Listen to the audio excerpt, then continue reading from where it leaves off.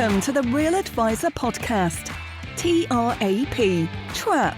Please follow us and join in the conversation on Twitter @Advisor Podcast, where you can suggest ideas and themes you'd like the TRAP team to discuss. Also remember to like and subscribe to our YouTube channel and leave a 6 out of 5-star review on iTunes. Doing all this really helps us, which means we can do more to help you. Now let's head over to the studio for the latest pile of TRAP. Yes, indeed, dear Trappists. Welcome back to episode 30 of the Real Advisor Podcast, TRAP, TRAP. My name is Lick Lincoln, and joining me as ever are the three other horsemen of the apocalypse. Andy Hart, Carl the Voice Widger, and Alan the Storyteller Smith. Now, dear Trappists, we are, yes, running on fumes might be too kind today. We'll talk about that in a moment, so do forgive us if we're slightly contemplative in our discussions today. A-star selves. Without any further ado, let's just bring up the energy. Let's get the buzz back into the recording by going over to my good friend, Mr. Andrew Hart, for any number of high-energy review reads of the Real Advisor Podcast. Mr. Hart. Oh, right. Over to me. Okay. First review is from Dara O'Connor, who's based in Ireland. It's entitled Outstanding Podcast with 4 Pioneers of the Noble Profession, 5 stars. As a financial advisor based in Ireland, I've followed all 4 members of the Trap Hat for many years. I'm currently running a product selling transactional brokerage. I've wanted to make the commitment to transform the business into proper financial planning firm for many years, but I've never made the commitment. Listening to the gents talk about real financial planning in such great detail has been the catalyst I've needed to make the change. Hearing the meaningful relationships they develop with clients and the true job satisfaction that they get from providing real financial planning has been inspirational. These 4 gents are true pioneers of this noble profession, and I'm extremely grateful for each of their contributions and willingness to share their expertise. Thanks, lads. Dara. Superb review. Some of you might want to comment on that in a second. Final review is from Wigan11. A great show packed full of nothing, 5 stars. A fantastic show with great honesty, discussion and practical takeaways. Highly recommend to anyone in the financial advisor profession, especially those just starting out. It's awesome to hear the opinions of those who have been there and done it. Back to you, boss. Great stuff.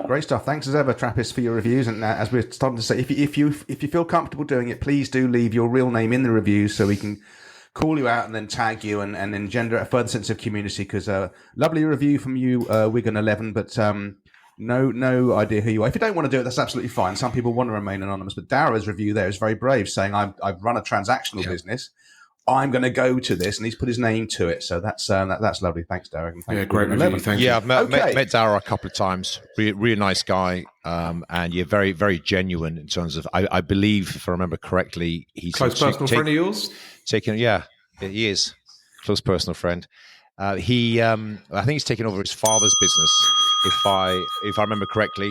But there's a lot of that sort of up and down the country, isn't there, in Ireland and everywhere else, that kind of intergenerational, sort of the way things used to be done, and moving into a much more kind of more active financial planning led business. And great for Dara. He's been across the UK a couple of times, and he's And sorry, Carl, what was that?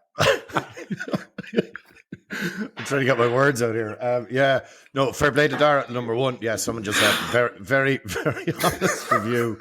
And Dara, all I'd say is just go for it, man. Just go for it. You'll thank yourself. There's no doubt it'll be tough going for a couple of years, but you will thank yourself in the future for sure. Go for it. Well done.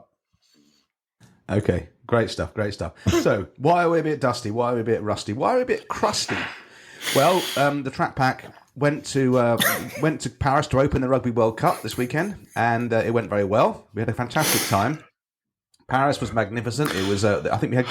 It seemed like the weather in this neck of the world was very good. It was lovely in this country. It was beautiful in Paris.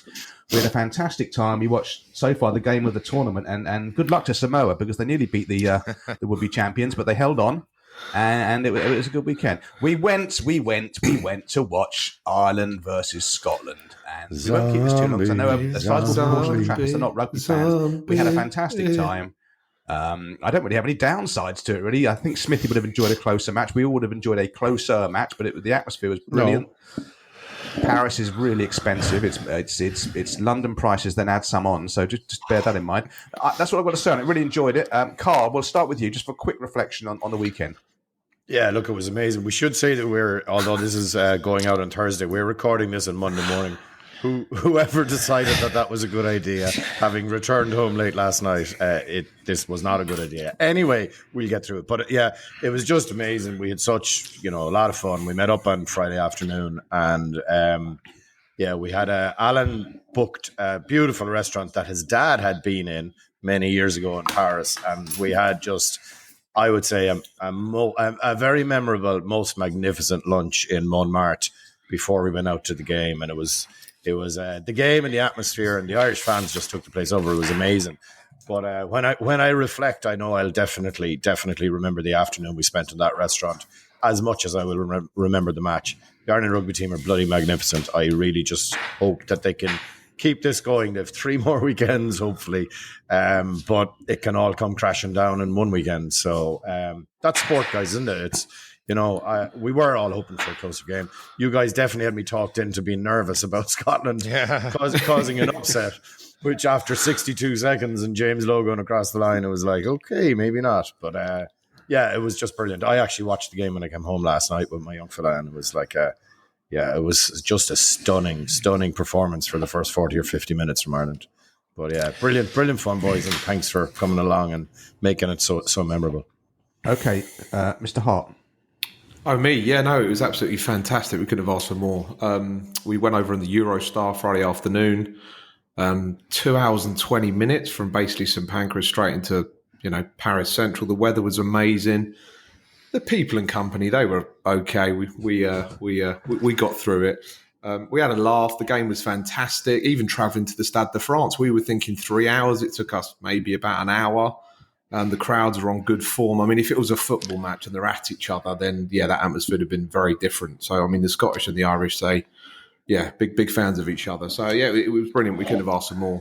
It was easy to get beer in the stadium. The game was a bit of a letdown, to be fair. We expected it to be a bit tighter, but it wasn't. Couldn't ask for more. It was basically a Carlsberg weekend. Over to you, Alan. Yeah, no, I enjoyed it. Of course, I did. It was a fabulous weekend. You're right, Carl. There was something for me, quite poignant almost. It was, as mentioned before, my old man, my dad, is in his 80s now, big rugby fan, travelled the world following the Scotland team, and he always said, he loved going. Him and his pals used to go to this very same restaurant that we went to, and before I was going, he sent me the details and the address, and we managed to book it. And we sat in the garden, just the 4 of us, just sort of chewing the fat, talking about everything and anything. I had a thoroughly good time before we set off for the match. And of course, I went there full of high spirits and the kind of, Ireland are number 1 in the world, but you never know. It's 15 against 15 or whatever they say nowadays. I mean, one thing is, I've traveled, I've seen Scotland football and rugby away in many places before, and there's usually a huge Scottish support. My God, we were outnumbered. I'm going to say 10-1. It felt like 10-1. It was certainly 2 or 3-1, minimal. And, there's me sort of singing Flower of Scotland at the top of my voice. I felt pretty lonely because all around me was a sea of green. But everyone was in good spirits. Everyone was positive. Obviously, the huge Irish contingent were extremely happy and positive. Overall, it was fabulous. And the only sort of last thing I'll chuck into the mix is it's kind of become well documented what Ireland did, because it wasn't long ago Ireland were pretty mediocre as a rugby team, and within the space of a few years they're now the best in the world. Because I think there's lessons to be learned there in terms of business, other sports, how they actually had a long-term plan to create this kind of model, which they now do and have now taken to the world. That's all. Nick, back to you. Great stuff. Okay, putting that behind us now. Okay. Andy, talk over me. Go ahead. I was going to say final thing, just again, add some more context to it. So I think the game finished around about 11:15, took a little bit of time to get out the stadium. There was no chance we were getting on the metro, no chance we were going to get an Uber, no chance we were getting a cab. So we were forced to hang around. And it was a pure carnival atmosphere. The bars were absolutely going off. I mean, the music, everyone outside drinking. It was nice, warm weather. We couldn't have asked for more. I think me and Alan were the ones to leave, the earliest that night. We got a taxi at 2:30. To go about 15 minutes down the road, the guy charged us €120. The prices, as Nick mentioned, are astronomical. And then Nick and Carl turned up sometime later. Nick, do you want to mention anything about the service in Paris? Like when they give you your meal, if you ask for any additional extras? Not really, my friend. I think we've done this to death. Let's go. Carry on, Nick. What's next, Nick? Let's go. Not everyone's rugby fans, but we had a great time. Oh, the last thing I will say is that no, hang on. This is relevant to this. Bring it full. This is what you call segues, Nick. Listen and learn. We bring this. We at that match that day, that afternoon, that we all got together and sat in the place and had lunch and then went to the game. That was literally the day of the first anniversary of when we published the first episode of the Real Advisor podcast, October 7th, 2022. So it was quite nice, sort of completing the circle, to be all together on the first birthday. Now, Nick, carry on. Well, that does lead to a genuine segue, which is quite nice. We have our first live event organised. Well, say organised. The four of us have managed to agree a date. That's as far as we've got done so far. But Mr. Hart, do tell our dear Trappists when it is happening. Yeah, so there's been a lot of talk about us doing Trap Live. There's a bit of an appetite for it. I think we've got about 150 people, Nick, haven't we, on a list somewhere that said they're sort of interested, which is great. Yeah, it's around that number, yeah. It's going to be the 9th of May, 2024. God, it's staggering. It's 2024 already, or talking about it. So the 9th of May, 2024, we're thinking it's going to be sort of like a late afternoon, evening. We think it's going to be from 6 p.m. till 8 p.m. and then we'll arrange somewhere to go after. And then we're trying to work out the format, if we're going to do a live show, yada, yada, yada. But anyway, if you're interested in it, just pencil it in your diary, save the date, 9th of May, 2024. Any comments or back to you, boss? Very good. No, nothing else to say. Thank you. So I went to my accredited trade body's annual conference, the CISI, Chartered Institute of Securities and Investments. I was formerly PFS, but like a lot of people, disenchanted for various reasons. So I went to the CISI conference at Wooden House in leafy Surrey, and it was good, actually. It was nice. I enjoyed it. So I just wanted to shout out to CISI for putting that on. Some good speakers. The main guy, I've actually forgotten his bloody name, but the Chimp Paradox, Dr. Stephen, somebody you guys will Peters. know. Stephen Peters, thank you. Very, very engaging. And if for no other reason, his content was excellent, but he's got a gruff Yorkshire accent and persona, and it was quite refreshing. We go to these seminars, and you're sat down, and Petronella and Tarquin will talk to you about their latest whatever XYZ Absolute Return Rubbish Fund before going to pick the kids up from Eton. And then this guy, he was there basically in his wellies. You could see the whippets dripping out of his pockets. So very, very good experience. Wooden House was lovely. We had an evening meal at Denby's Winery, which is a very well-known English winery down the road. They do white and sparkling and even red wine, which is not that easy this far north. But they did it very good. Enjoy it. So thank out for the people that organised that. Thank you for the advisors who are active in CISI. You know who you are if you listen to this. I met you at this show. By the way, loads of friends of Trap there. Just overwhelmingly friendly and lovely. So thank you for the feedback. It gives us all a real boost in the arm. So that was very good. Hats off to CISI. Okay, now you've got a topical tidbit here, Smithy, but I'm losing. I don't know where Culture Corner and Topical Tidbits overlap. So go ahead with the Finnovator podcast. Oh yeah. Well, it's just Topical Tidbits in as much. I've mentioned this before, but it's come out as a podcast. Remember, it was ages ago. It was in the summer. I did a webinar with Stuart from Australia, Sydney, Stuart Bell. And it was like a live event, but he's now, because the content was so damn good, because he spoke to me, but he has pushed it out as a podcast now. I'll put a link to it. It's about an hour long. If I say so myself, I think it's quite good. File it under quite good. It's me speaking with Stuart from Sydney, Australia, about all things, business growth, development, content creation, and getting off the tools in terms of, passing on work to other advisors within your organization, within your company. So I'll put a link to it. Someone wants to jump on that podcast, they can listen to me speaking. That's it. Okie dokie. I saw something recently. Monzo Bank, one of these disruptor banks, whatever you want to call them. and they've got this new thing, this app, where you can start saving so easily, investing from a little £1, and you can do ad hocs, you can do regular monthlies. You set up through your app, and it's like 3 or 4 clicks to get this thing going. Now you're going into BlackRock funds, so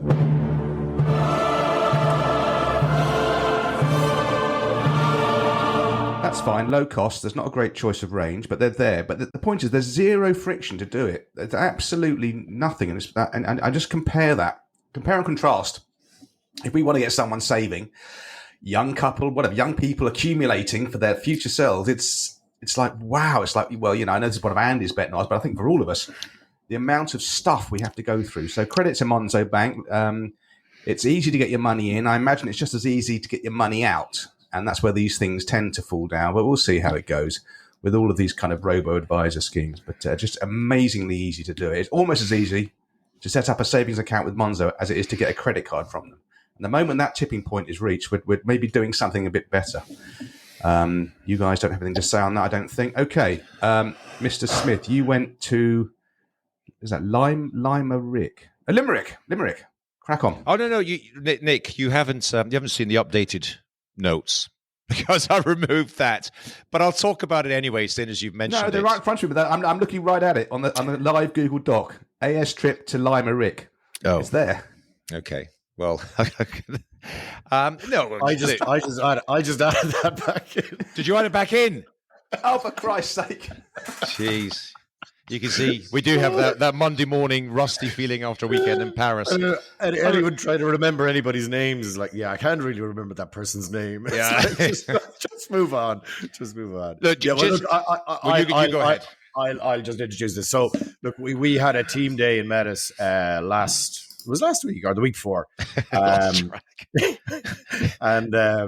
we've a couple of new people joined the team or whatever. So we all got together and we kind of did a full team day. And in the afternoon, I did a bit of a talk, and then Alan did a piece as well. So look, it was brilliant. I would encourage everybody to, bring in external speakers, just get an external view, because not only did we hear from Alan, I suppose Alan had some input because he sat in on the meetings with us. So Alan had some input for the team just on the day, and then afterwards to me about, well, this is what we do or whatever, So you always be learning, and, nobody is making this stuff up from the word go. There's no one inventing financial planning. So it's like, how can you get best-in-class financial planning people around you and learn from them? And like, I make no bones about the fact that Metis Ireland was born, developed and grown up on ideas from other people, because we didn't invent it. And I just had to, look around all the time and see what's the best in the business, what has worked for other people. And then we just filter stuff out and we decide what might work for us, and we just go and do it. And we're pretty good at just going to do it. But there was a great buzz that day. We've kind of pretty young team. So yeah, Alan, what did you think of the whole setup? I thoroughly enjoyed it. Actually, it is interesting. Have I really done that before? Not much, if I have, not that I can remember, in terms of going across as a guest, really having a little sort of peek behind the curtains of another business. And it was interesting. And I'll tell you, I'm not just saying this to blow smoke up your backside, Carl, but there's a real positive energy with Metis Ireland right now. You are, you're definitely on a growth trajectory. There's no bones about it. I mean, I joked about, the Wolf of Wall Street, the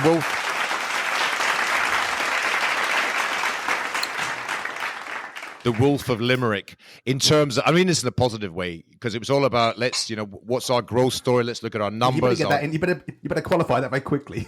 yeah, exactly. No, it was good. Of course, they're in growth mode. They're helping people. They're making an impact in the lives of families. Why would you not want to do it for more and more people, which is exactly what they're doing. But the good thing is everyone is in the team, and you're right, you do have a few new people there, and it's just great to make sure that they understood. And you've certainly got one or two, certainly one I spoke to, who's not from financial services. So I always want to make it clear to people that this is not normal. That if you went to a lot of other companies, you might not have the same experience. And we have one or two people who joined us from outside.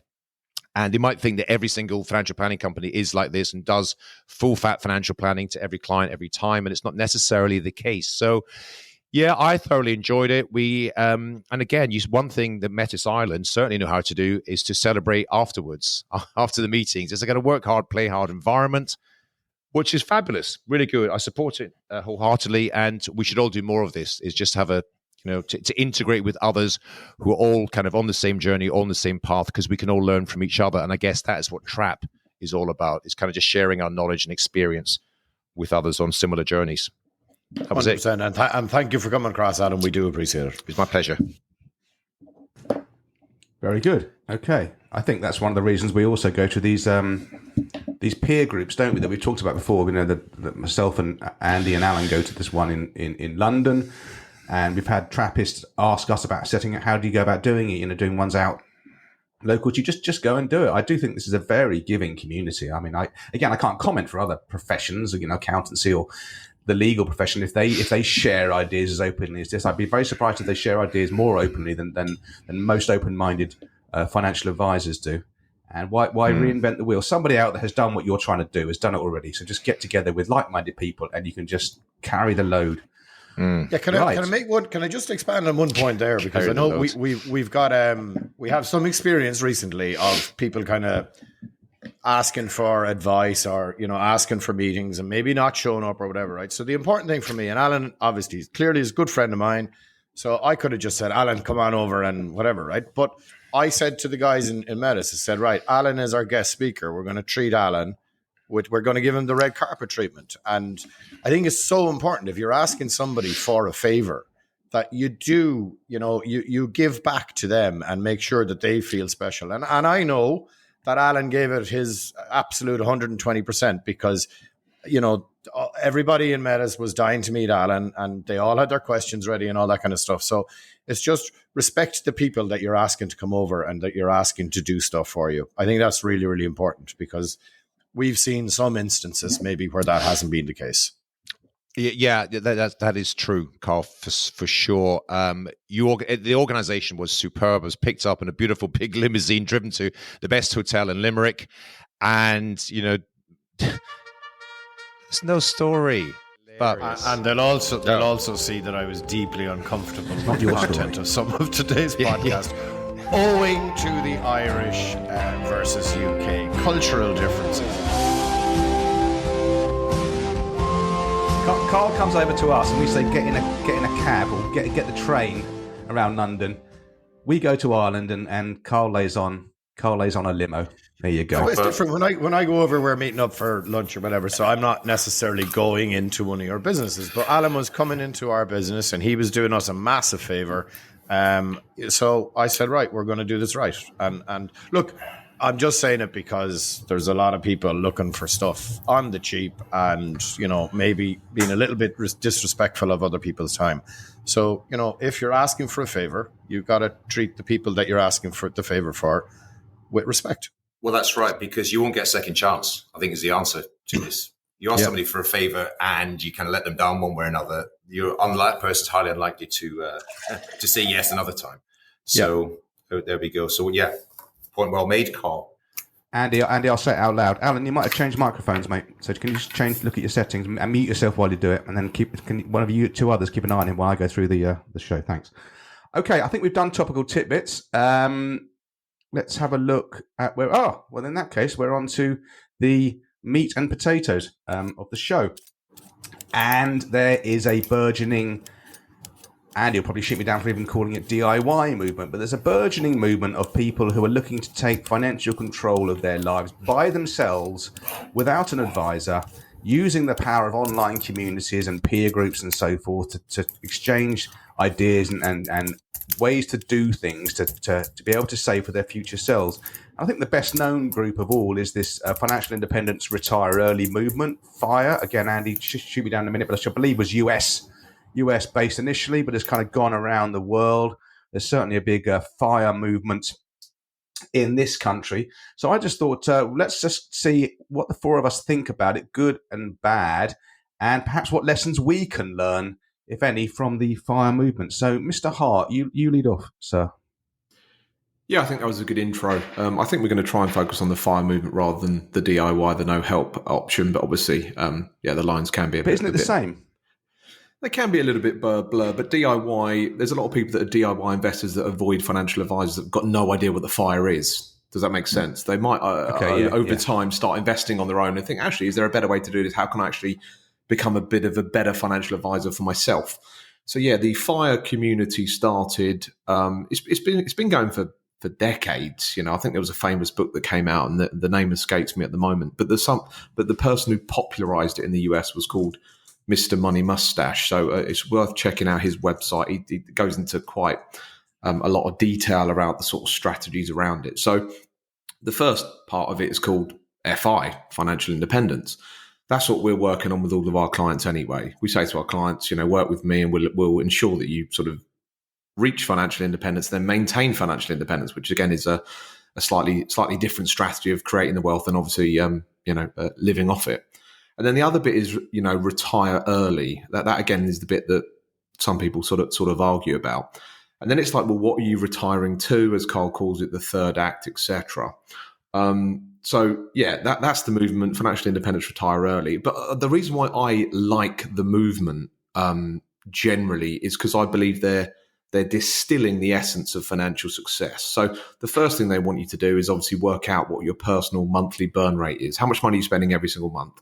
What amount do you need if you've got no mortgage, got no kids?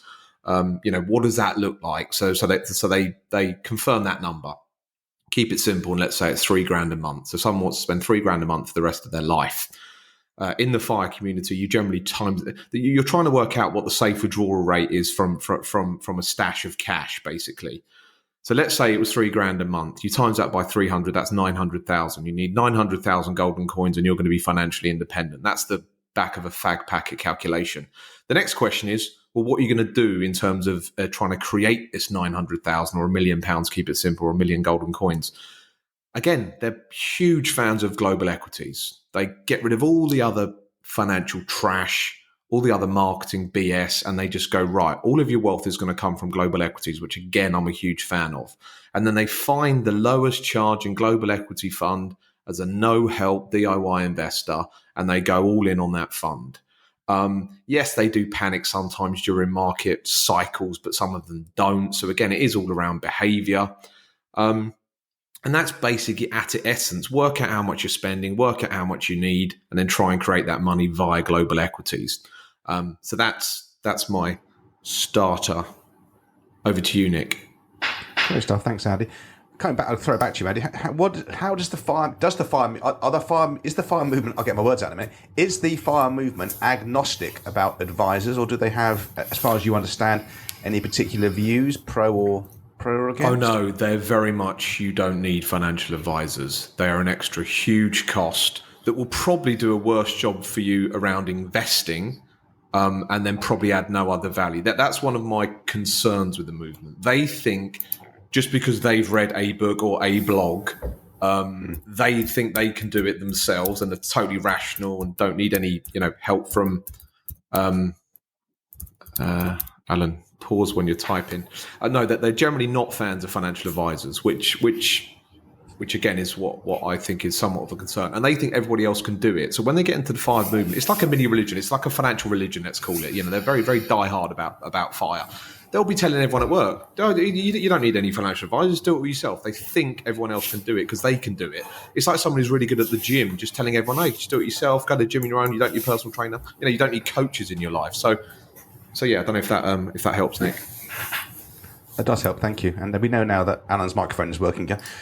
Carl, the financial independence retire early concept resonates because that's what we're helping all our clients do, or certainly retire to a secure, dignified, independent retirement.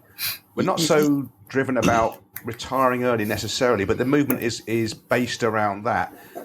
And that involves giving up a lot of the now for something later on. And you've got a more nuanced thought about that. Yeah, well, let's see if I can articulate it this morning, right? But so the financial independence, Andy's right. That's clearly, I like to call that job optional, right? We're all trying to get our clients to there as soon as we can, right? But I think the bit that, and I don't know everything about the fire movement, okay? So I haven't done a ton of reading on it, but I've read a couple of case studies and that kind of stuff. But what I seem to see when I look at fire case studies or interviews with people who, are big in the fire movement is this whole move towards retire early. And it's always retire early and get that financial independence with giving stuff up now for years on end, potentially decades on end, to try and retire at 45 or 50 or earlier in some cases, right? And this is the thing, and I've said this, I've been so consistent about this, right? That third act that Andy mentioned, right? That's if I go back to a couple of episodes ago, I mentioned the book by Dan Sullivan and Benjamin Hardy, and I mentioned that the definition of what's true wealth, that for me they put in the missing link, because it was like, I used to always have said, and I think I got this from Alan, to be fair, that the definition of true wealth is doing what you want, with whom you want, when you want. But the missing link for me was Dan Sullivan's definition is freedom of time. So that's your time is yourself. Freedom of relationships. So you're doing it with whomever, whatever you want to do, with whomever you want to do. Freedom of money. But the last bit, so freedom of money is clearly the financial independence. The last bit is freedom of purpose. And this is the missing link for me. Number one, that this whole, I'm going to always live almost in the future. I'm not going to live in the now. To retire early, so to get to a place or a point whereby I don't have to do anything. And I don't think that's a great place for anybody to be trying to head towards. It's like, you need a purpose. You need to, I think the old adage of retirement where you play golf all the time or do your garden or sit on the beach or whatever, right? That's evolving. We are evolving here, and people need to have some kind of a purpose. So that's one thing that I think is really important about this. Having a goal just to retire early is not enough. It's definitely not enough. And you haven't thought that through if that's all you want to do. And then the second thing is, now I did recommend the previous book. I'm not going to recommend this one because Eckhart Tolle has written a book called The Power of Now. I couldn't get it at all. In fact, I went and read his second book to make sure that it wasn't just me, right? But it's like, I just couldn't really get the book, but it's living in the moment. I thought it was just me. Thank you. Yeah, I absolutely loved that book, The Power Now. There you go. Carl, no surprise. That book hit me in the eyes, and I know a lot of people who are super fans of that book. But okay, you've met them both. And to be fair, Andy, I have as well. I know loads of people who rave about it, right? But I do like the concept of the book about living in the present moment right now. Carl, the person supporting you on this book recommendation is Nick Lincoln. Okay, all right. No, I'm not. Look, I'm admitting myself here that I haven't got it, but that doesn't mean it's not a great book. So go and check it out yourself, right? But the essence or the concept is to live your life now, and I'm guilty. I was guilty in the past of always living at the moment of hitting the next goal or the next target or whatever. And it's self-talk for me all the time to say, you got to enjoy the journey and you got to make experiences along the journey. And they're the magical moments that you'll remember as you go. And I just feel perhaps the fire movement are going to miss out on some of that magical journey, because sometimes, you might have to spend a few extra quid to have those experiences, like going to, behind me here is Yosemite, right, with your kids, or going to a World Cup match with your mates, So look, that's kind of my problem with it. But I will say I have not.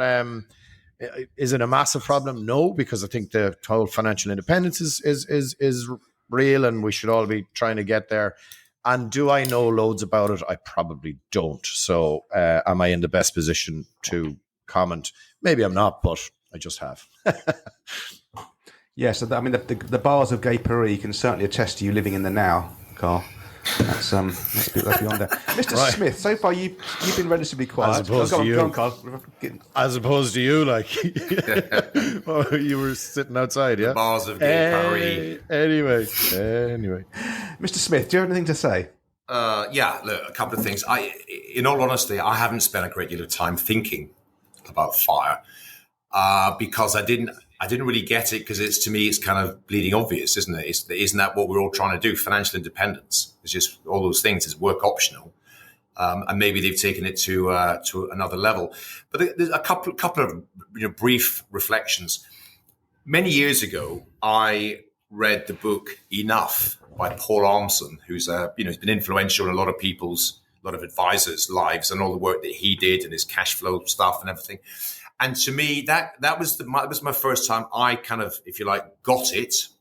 It wasn't talking about fire, obviously. Paul was just talking about how much is enough, effectively. And he runs through a few case studies, which if you read it, you can immediately relate to and say, oh, yeah, I've got a client a bit like that, or I know someone who's a bit like the other one. And so that was what it was all about, is identifying what a life well lived looked like, putting some figures and numbers around it, and then doing the sort of reverse engineering to say, how much do you need to save now, or how much do you need to sell your business for, or whatever. So that is a version of, as far as I'm concerned, of what FIRE is. I think it got a reputation for being all about frugality, living on cool tins of canned beans and stuff like that for 30 years in order that you could retire when you're 40 or something like that. And I don't think it necessarily is. And I think, as Andy's mentioned before, there's fat FIRE and I don't know, thin FIRE. There's variations of it, but ultimately it's the same as everything else. What if I've got a relative, my brother-in-law, he sort of got into this a few years ago. And what he said was, all of a sudden, I had a purpose for investing.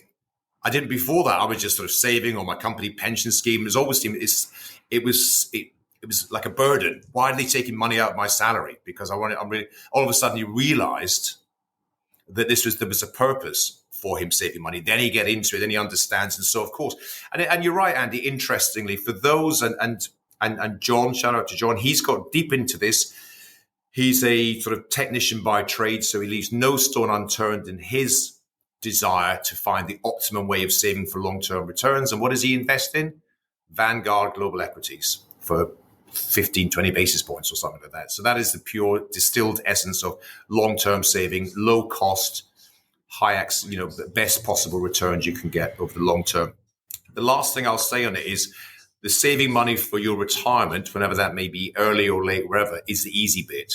That's just easy. That's just, you chuck as much as you can reasonably afford into global equities, and you benefit from markets over the decades. Markets, increased returns. The hardest part is coming down the other side. Is all the things as Carl talked about. So there's lifestyle, there's family, there's any number of other issues that are relevant. There's also a lot of technical aspects about the coming down the other side. I'm going to post a link in the show notes to a recent article there's a website, and it's all part of the same FIRE community. It's called Retire Early Now. But it's a very detailed article, earlyretirementnow.com. And I'll post a link to a specific article, the Safe Withdrawal Rate series. They're making the point that the difference, we've all heard about this sort of safe withdrawal, or 4% withdrawal rate. Some people believe in it, some people challenge it. It's all fine, whatever you want to believe in. But in this article, which is very well written, they say the difference between a 4% and a 3.5% can be life-changing, can be so impactful for you. And but Nick, in other words, the whole thing is very nuanced. And doing that without an advisor can lead to sort of negative returns over the long term. So as I say, growing your assets to retire early is pretty straightforward. Coming down the other side of the mountain isn't as easy as people might think it is. At that point, you may wish to hire a fee-only advisor to get you through some of those challenging points. Okay, Andy's got something to say. Andy. Yeah, good point on that, Alan. The latest client I've taken on actually tried to embark on this on his own, and the numbers just got too big and he needed a lot of help. And since I've worked with him, I've added so much value. The first thing we did is work out the money flow. Where's the money flowing? Is it going into the right pots, and is it doing the right thing? Andy, the ultra crepidarian Andy, he knows about everything. Andy can't be told anything. His name is Andrew Hart. So I suppose it again boils down to we help people answer expensive questions. Seamless. So it got to a point where he had expensive questions. He didn't want to make any mistakes, so hence he sought out a financial advisor. Alan mentioned it. It's this lean versus fat FIRE. So lean is, yes, I want to retire at 37, sell my car, eat very frugally. Conveniently, they don't have children, and they only want to have a burn rate of, I don't know, £2,200 a month, and they can get there relatively easily. Whereas fat FIRE is I want to spend 10 grand a month. I still crunch all the numbers. I'll still be in global equities. I still want to retire early at, let's say, 46 and do something that I'm more passionate about. So it's not as if I'm going to retire at 46, and sit there and do nothing. I'm going to be driven and, help more and more people for what I can do. So there's various ways to skin it, slice and dice it. If you're a financial advisor listening to this, one of the greatest books I think on fire, successful investing, hammering home a very simple point in multiple different ways, is a book by J.L. Collins. It's called Simple Path to Wealth. I recommend you listen to it on Audible because it's read by the author. It's basically a book from him to his daughter telling her what he thinks she should invest in throughout her life. So it's got a sort of narrative running through it. And I think it's an awesome book. So I do recommend that financial advisors check that out anyway. Anyone else? So, a couple of points there, and we've agreed that Alan's point is very good, but it really is relatively painless to salt money away. If you've got a significant amount of money stashed in various tax privileged pots in the UK and in Ireland, and then you need to start turning those taps on, you make one mistake. I'm not bigging myself up for the sake of it, but I'm just saying, unadvised, you can accrue money if you've got that mentality. If you don't have money outgoings, if you happen not to have children, that makes it obviously easier. That's fine. In the accumulation stage, you can probably get knowledge,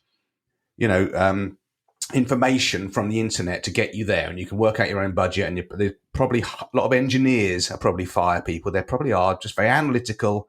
Bang, bang, bang, bang, bang. You get to the other side when you've got to start turning on those taps. You've got to be dealing with taxes. You've got to be knowing the legislation, one false move on pensions or what have you.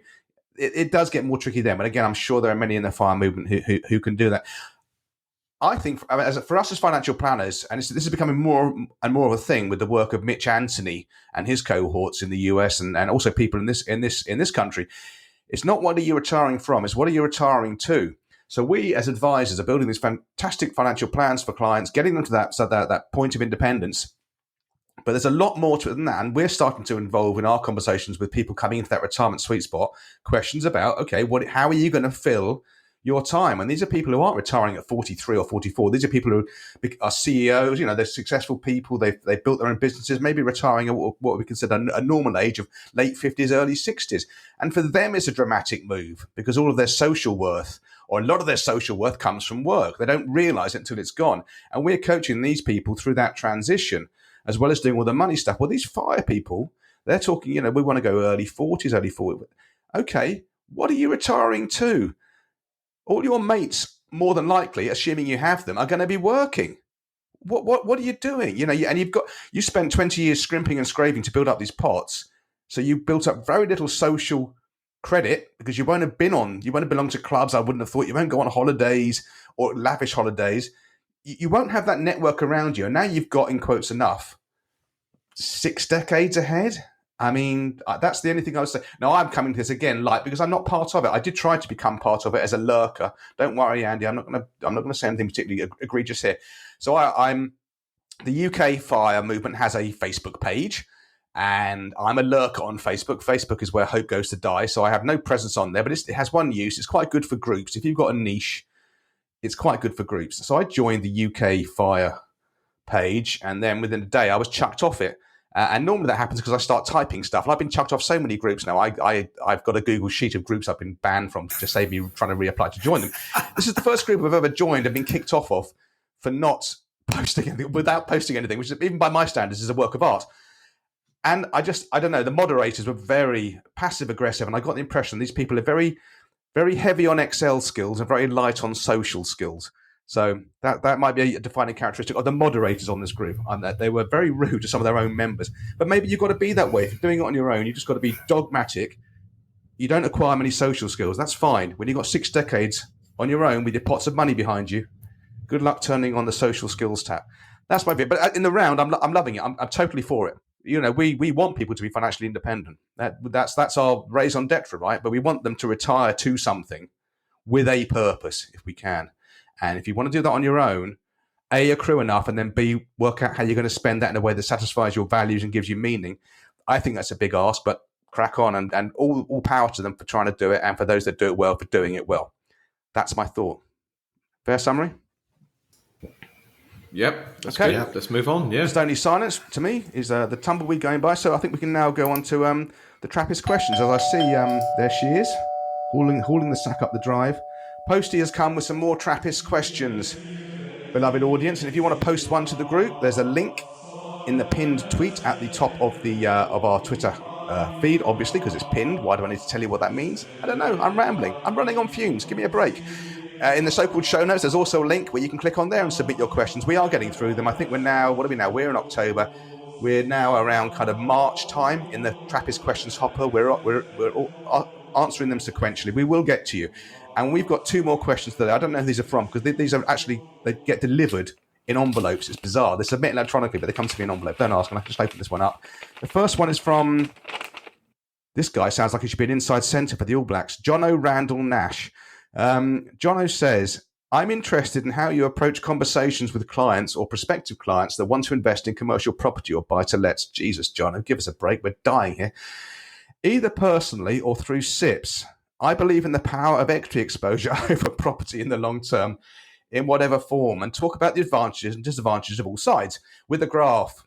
With a graph over 10 years looking at their respective returns. However, I stop short of saying investing global equities over property. Do you go further? I'll kick this off. We've mentioned this before, and I know we should be agnostic and we should not go into client meetings and dump our perceptions onto people. But at the end of the day, we're liquidity managers. We make sure people have enough at various stages of their life to fund those crucial events that all the planning and all the saving is for. And I am now getting extremely careful with taking on prospects who have a buy-to-let portfolio. Not because I'm particularly against property per se as an asset class. It's certainly better than sticking cash under the bed. It's just a monumental pain in the arse to manage it. For me as an advisor, let alone for the clients. You know, if you want the cash to buy a new car, you can't just remortgage the porch on the buy-to-let. You know, it's and the tax breaks now. Now interest rates have gone back to somewhere that is actually normal. Yes, peeps, younger peeps, this is normality. Okay. The maths just doesn't seem to work. In the vast majority of cases, you've got the capital gains regime is being really, really pinched. Again, you can't sell a third of a property the same way you can sell a third of an investment portfolio and manage the CGT. It's all or nothing. So I do believe the easiest cost, most economical way for most clients to achieve financial independence on their own terms is just to invest in those companies they spend their pay slips on every month and just own a fraction of all those great brands and walk away and come back in 30 years. Guys. I'll jump in. Obviously, being in Ireland, the Irish love their property. So this is something that kind of comes across our desks and us every single week, I would say. And look, there's a couple of things, and I'm just probably going to reiterate a lot of the stuff you said there, Nick. But like the liquidity is massive, and I've come across so many cases where people, you know, you can't sell a window out of a house, so you can't sell part of a property. So that's a big deal when you're coming to that financial independence stage, because you're going to need to have liquidity at some stage. The other thing, of course, that people sometimes forget is the entry and the exit costs, right? In terms of fees and stamp duty and all of that kind of stuff. People have an awful habit of just forgetting about that. But it's like, you know, oh, Jesus Christ, it's 1.2% to invest in a fund on a platform or whatever, you know, and it's like it pales into insignificance when you compare it to big upfront fees in terms of buying properties. But look, it's a big topic. It's a difficult one. I think you gotta really kind of work through it with somebody. I would say if you have a client who has got tons of buy to let, like a bad idea would be to start off that conversation saying you're wrong. I would say maybe work through it over a period of time. I know Andy has done through Home Premium. He has done a chart showing kind of property returns versus long-term equity returns. That can be handy if you like your charts. But yeah, it's a big topic. Yep. Go ahead, Nick. Just before I bounce around to the two A's, I would say, Jono Randall Nash, inside centre for the All Blacks, I would refine your prospecting and process, perhaps, so you don't even have these conversations, that you say at the outset, I get people to financial nirvana by investing in the great companies of the world. That's our process. And then people with buy-to-let, you won't even, because you'll never convince them, man, and certainly not with graphs. And people, when they fall in love with property as an investment, they fall in love heavier than they do with their first crush at school. It's like, this is love. And you can wheedle out the best graphs and the best numbers. You know, a man or a woman, or something in between. A man convinced against his will is of the same opinion still. So I would go back to your onboarding process and say, this is how I do it. This is the system we use. This is what you're going to put your money into. And then you're going to weed out the buy-to-let people who want that, because there'll be other advisors who can handle that. That's again, and that's me being dogmatic. I hear some people screaming, well, you're not independent if you don't look at all the options. Oh, rubbish. Give me a break. Right, Alan, Andy. Do you still think about your first crush, Nick? I live with her, the lovely Penelope. Good. Nice try. Good. He didn't fall in love. Any thoughts on the Inside Centre's comments around property? I'll let Alan go first. I'm going to be quite pro property, just to chop it up. Alan. Just creating a link between the last two subjects, quite interesting. If you've got a whole bunch of people who are effectively engineers, financial engineers, and various people who just want to optimize for retirement or just for financial independence, I don't see anyone in the FIRE movement recommending buying property, for example. So they're just all about distilling everything down to the raw essence of what we're trying to do. So that is, if they were buying property, if they thought that was a better thing, then that would sort of open out the conversation more. So that's just an observation, just thinking of the last two subjects. I come from my family historically are property people. My dad, that's how he made his money back in the day, real estate, property development. And my dad couldn't see past, and all the sort of his community, people I used to know growing up, couldn't see past property. And what I eventually came to realize, it's not about property as the asset class. It's about this magic thing called leverage. You can take £10,000 and go and buy an asset for £100,000, right? For example. And then if that asset goes up by 10% a year, you're getting a compound return at a much higher level. Obviously, you've got higher levels of risk. You're exposed to interest rate risk and any number of other factors. But on the face of it, that is what property is. It's a play on leverage. You can't really do that in this country, not really, with equities, unless you sort of open up margin accounts. Then you're into a whole other world of hurt and complexity and significant risk. And I think Andy has done this as well. I can't remember if he's still doing it, but I'm sure he'll let us know. I've been a buy-to-let investor. I've currently got a buy-to-let property. As it happens, my tenant is my mother-in-law. So she's okay as a tenant. I can't kick her out anytime I want. But so therefore, it's a relatively low hassle experience for me, although it's not without still relatively high degree of hassle relative to my other investments, other things that I've got. There's just always something to be going on. There's always something about, I don't know, the car park outside, or something about the heating. And it's just, as I say, this is kind of light touch. Look, my view on property is, if you want to get into it, you're doing it as a business. You're probably doing it through a limited company, and you're buying 5 or 10 or 15. You're going to the bank, and you've got highly optimized for tax, etc. You've got an accountant, and it's kind of like a business. If you want to do it as a business, then fine. But buying 1 or 2 buy-to-let properties, that's just everything bad about it. It's suboptimal for investment returns. It's terrible nowadays in the UK, at least from a tax viewpoint. And just the amount of grief and hassle. As people say, your Vanguard portfolio doesn't wake you up at 3 a.m. because of the burst pipe in the winter, for example. And I know that people can say, oh no, I've got an agent that deals with that. Well, fine. And again, your yield is getting lower and lower, paying them 10 or 20% a year to manage the hassles that go on. So in summary, you meet clients or prospective clients that have got property. Don't try and tell them it's terrible. Just say it's okay, but diversification is your friend. You can own property. Anyone that we meet nowadays are pretty much trying to sell their property as well. So it's the hassle factor to me is the biggest thing and people don't recognize it. Anyone who's owned buy-to-let properties for a bit of time will completely relate to a hassle factor. Back to you, Andy.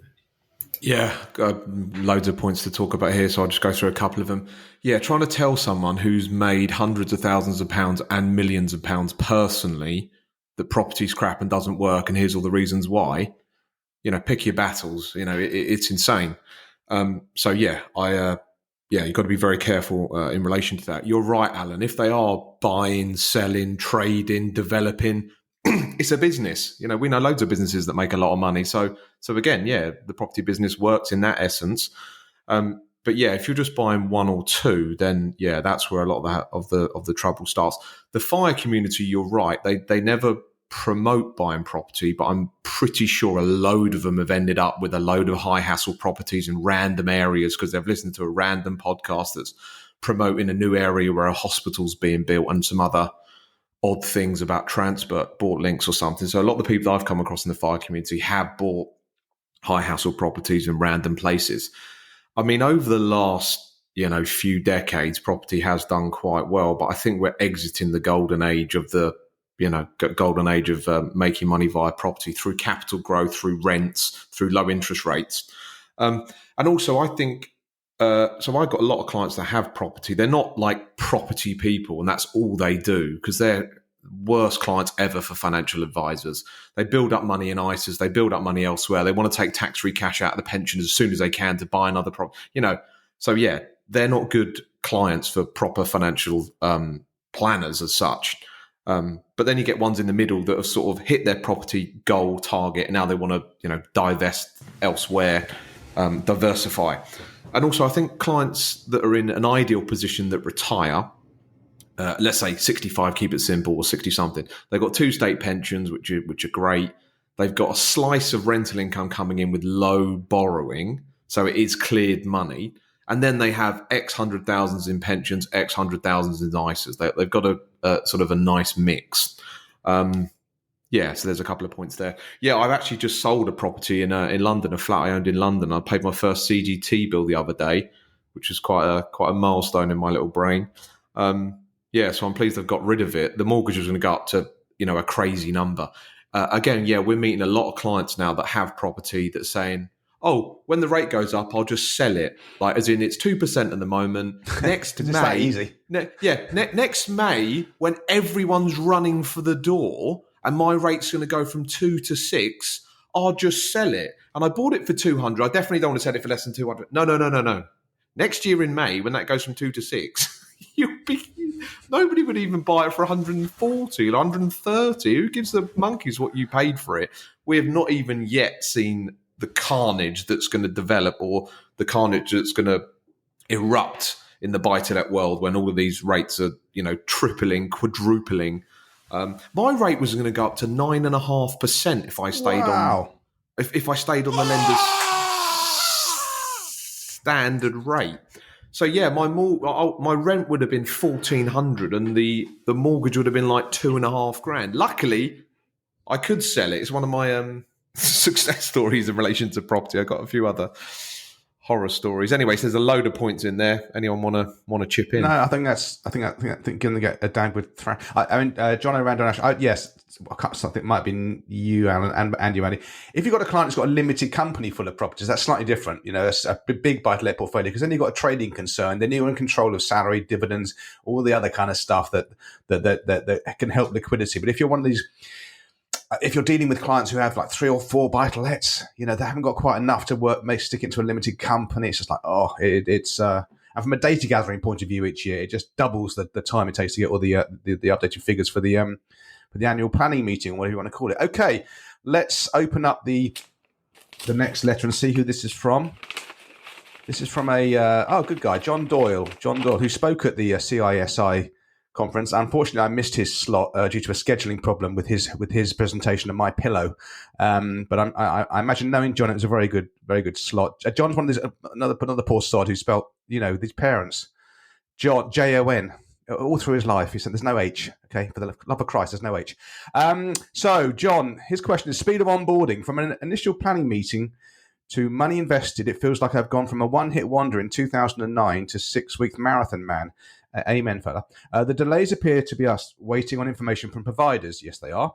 But working with a lot of doctors and dentists, we can often be stuck waiting for weeks for the NHS pension before finalising a proper financial plan. What are your realistic time frames for your onboarding process, and where do you find your cases stuck in the process? Well, I guess that does depend on your client market. If you're working with doctors and dentists primarily, you've got the behemoth that is the NHS. Guys, one of you three lead off on that, because I know you've read that question and given it a lot of thought prior to us recording this episode. I'll just quickly chip in. It's just small steps forward with onboarding clients. I say to them, there's a load of stuff that we need to get done, sorted out, probably about 40 different things we need to do. We're just going to keep moving forward, getting stuff done. Even if I've got someone with an NHS pension scheme, I'm just going to get a rough number, to sketch it into the financial plan and then just continue to sort of build into it. But yeah, things take absolute months at the moment. But hey ho, it's always a hassle with the onboarding process. I mean, John's saying he's going from a one-hit wonder. We don't quite know what that means, but just signing up a client when he meets him to a 6-week marathon, man. I mean, 6 weeks, in my opinion, is not bad. From the first time you meet a client to the sort of fully onboarded. I think sadly that's true. I think, yeah. Yeah, I mean, I could say 3 months would be. It obviously depends on the client situation. Yeah, at least and longer. We've had a year in certain circumstances. Oh my God, did I talk about this? No, I don't have the energy to explain this drama we had a while ago with this particular organisation. I'll save that for another time. But it was literally a year. It was just beyond belief. I remember some years ago, I went out to America on a fact-finding tour, and I was meeting all these American advisors. And and this was the question that came out: how long does it take you guys to move your to take on a client? And because they were saying it from the moment the client signs their whatever it is form, they got one form to sign. They said it's like 48 hours maximum. There's just a form to sign. And I was saying, I was probably actually shortening it. I was saying, 4 weeks, 6 weeks, can be a couple of months, and they were absolutely horrified, couldn't work out why. I mean, not only we can't, as you know, we have to gather the data from the historical legacy product providers, etc. And you've got to write up advice and you've got to issue it in a particular format. And the whole thing is just brutal and painful. It's the worst part of our job, worst part of the whole sector.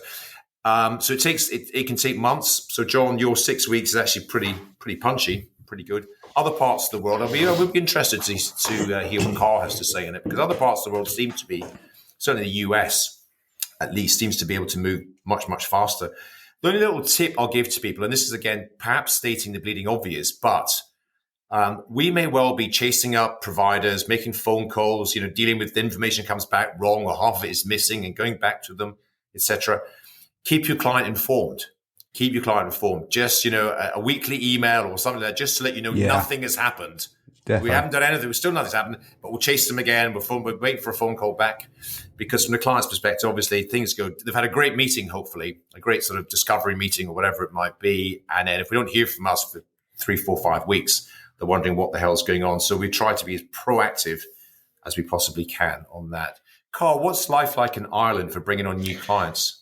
It's the same, Alan. I would say 3 months is pretty much our standard turnaround time from getting the first plan to getting the client across the board. The only point I was going to make, Alan, you just nailed it. And I'm always saying to the team here that first of all, you got to position it at the outset. Tell the client during the good moments and the wow financial plan. Make sure you position it right then. This is going to be a little bit of torture. You have a little bit of homework to do, but most of it then is back on us. But it is going to take ages. We're going to keep telling you what's happening, but we're expecting a 3 to 4 month turnaround time here before you're actually a client of ours. So, that's all I have to really add on that. Okay, interesting. It's an ongoing thing. I'm onboarding a couple now, and between them, they've got 6 pension pots. He's got 5. 2 of them they're administered by Mercers. You say that word out loud, and already you can sort of feel your breakfast coming back up. So it is what it is. I can't really talk about the NHS pension scheme and getting information. I've never done it, but I am currently married to a head teacher, and I have another teacher as a client as well. And they're pretty good. I mean, the teachers can log in and get current statements at any time. They get an annual statement anyway on their pension benefits in March, but you can log in and get an updated one pretty easily. So, for those clients, that's not a problem for me. But really, a couple of good questions. Thanks, dear Trappist. Thanks, Jono and John Doe. Jono is on LinkedIn. I won't read that out. It's just, but John's on Twitter as @Juniper_John no H. John no H is not part of his Twitter account. This is why it's a problem. If you've got no H, you've got to suddenly explain. And people think, is that part of forget it. JON, okay? Christ on a bike. All right, let's move on. Culture Corner. Kill me. Let's go. Okay, Culture Corner. Oh, good, it's me first. Okay, right. I'll get mine out of the way. So, Doomslayer, and of course, there's the link to this in the so-called show notes, Aaron. The Doomslayer is from the people behind the Human Progress website, which basically just archives all the good things that humanity has done since it's been around. And Doomslayer is a weekly email where they just pick out one area, one subject of the current verified data that comes into your inbox about the state of the world. And it's just something, you can either use in content you might want to send forward to your clients. You might want to forward the email on to your clients. Just a reminder, despite everything that's going on, that always sounds like it's horrendous, and there is a lot of horrendous stuff going on. Actually, now has never better been a place to be alive. And my second thing, this is a physical thing, Rocket Book. So I bought one of those e-tablet writing devices a couple of years ago, and I just didn't use it enough. And I just don't want any more cables in my life. I don't want anything else that has to be recharged. I want something that's quite tactile, feels a bit like paper.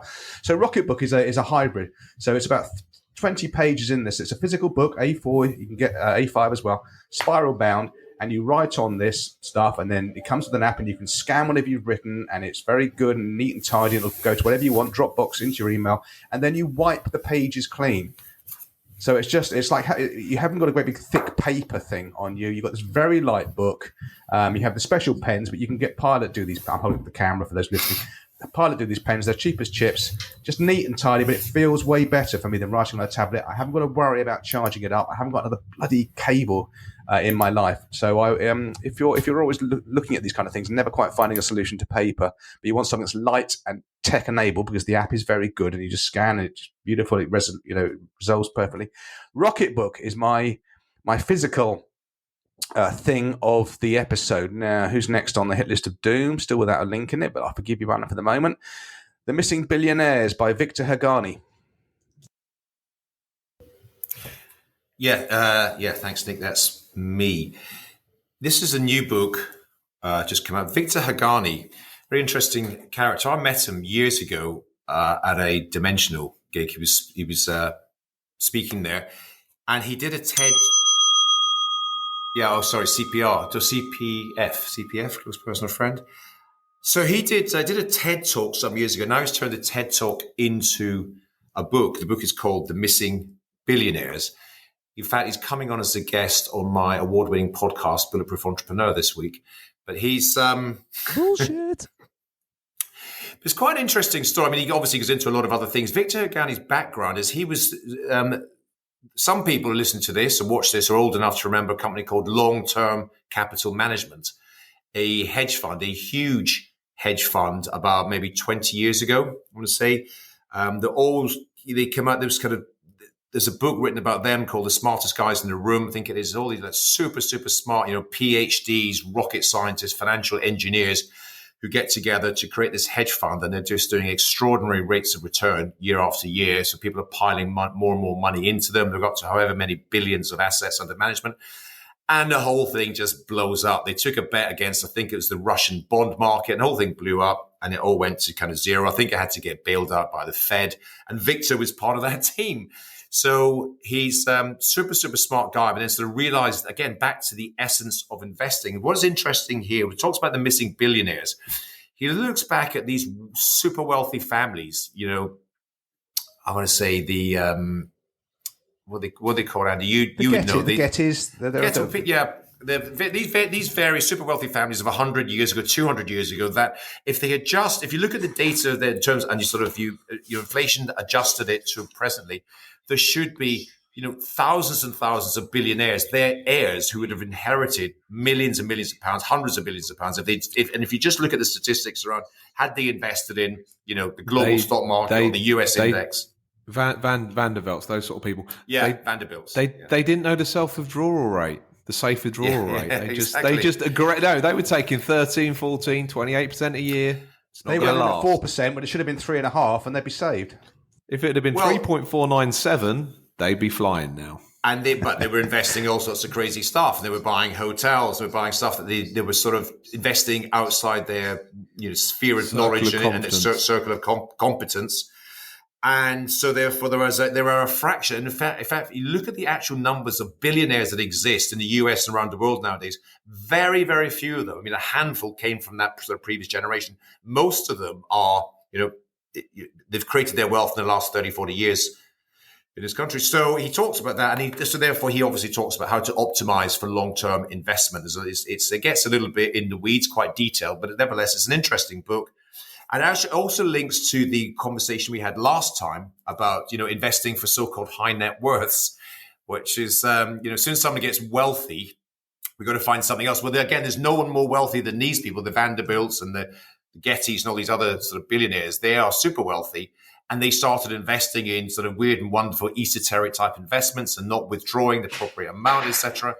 And they've all kind of lost their money. They've gone from billionaire status to, just mildly rich. In some cases, nothing at all. So good book. But if you don't have the time to read the book, do check out his talk, his TED talk, 20 minutes long, where he explains all this. It's worth having a look at. And I'll post a link in the show notes. That's my one for this week, boys. Great stuff. Thank you very much, Mr. Hart. Michael Lewis, Going Infinite. Well, it's a book on a similar sort of vein, but almost sort of at the sort of creation end of it. A huge fan of the author Michael Lewis, and he also runs a podcast that I've mentioned on here before. His new book only came out last week, I believe, called Going Infinite, The Rise and Fall of a New Tycoon, the tycoon being SBF, Sam Bankman-Fried, who set up FTX and another hedge fund investing in crypto. It is staggering, this book. I've already been through it once and I'm going through it again. It is absolutely mind-blowing. The numbers that this guy, this organization, people around him, things that were being quoted. He was buying all the real estate he could in the Bahamas and still owns it. He invested in 300 individual companies, invested billions in anyone that would basically email him and say, we need money. Apparently all he was doing was signing DocuSign just to basically send money to people all the time. Just crazy numbers that's going on. Obviously, there's a court case on at the moment. There's the missing $9 billion. I think, he had customers and clients in every different country, breaking all the rules, all the financial rules, all the regulator rules. It's just pure Wild West. But again, it's the sort of lead-up story around how most of the investment banks now in the US have become quite boring, and there are these new sort of Flash Boys is his original book. Just algorithmic, super fast trading.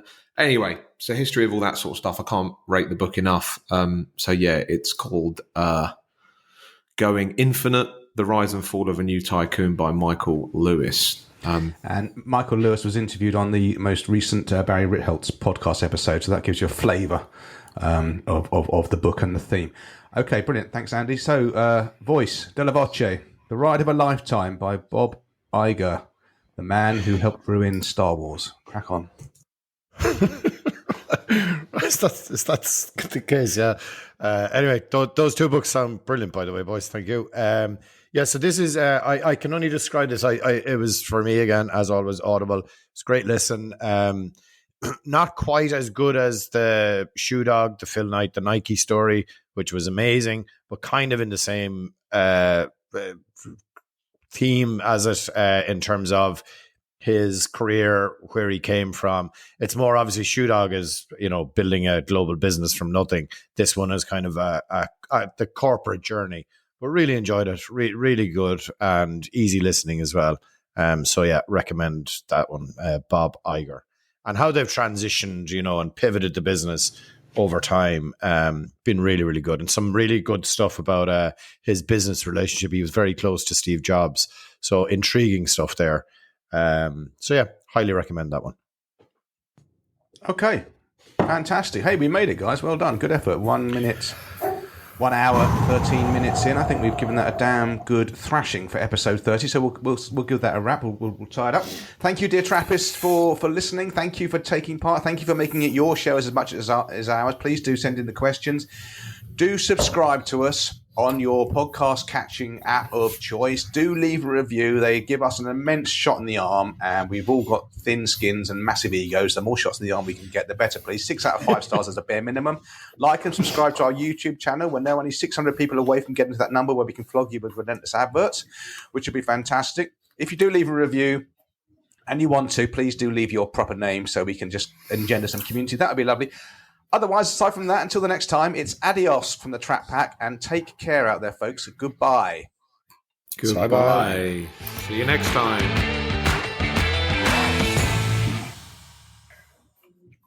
We make